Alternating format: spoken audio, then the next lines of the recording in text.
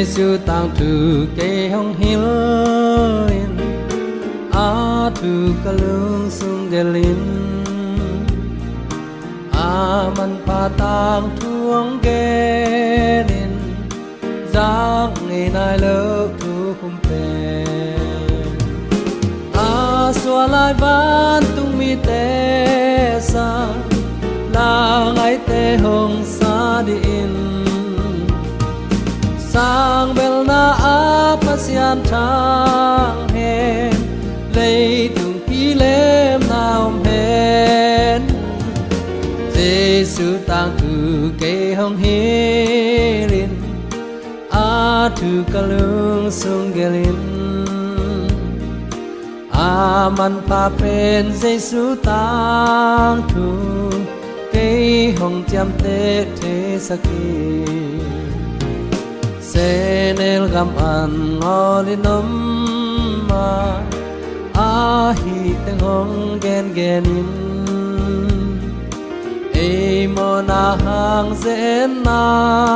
thua khang azo te te na a thua kum su hong gen di da na gim na a pok teng bol siat chil pi thuang na sim bọt nil khiat thuang na Giêsu tang thu kê hong hilin a thu ka lung sung gelin a man pa pen Giêsu tang thu kê hong cham te thế saki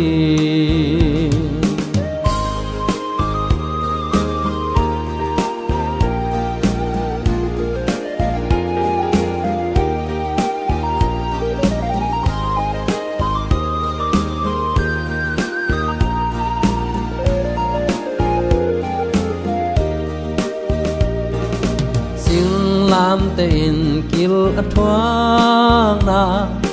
na san lung gi mom na han sung qua nga a kitchen na si na pana hin kina hong gen gen ni na tang thu te ca mu ngây lo a xiang zo khi tùy luang in hong cặp xa khi kê hong tân toa in nain Giêsu tang thu kê hong hilin a thu ka lung sung gelin a man pa pen Giêsu tang thu kê hong cham te thế saki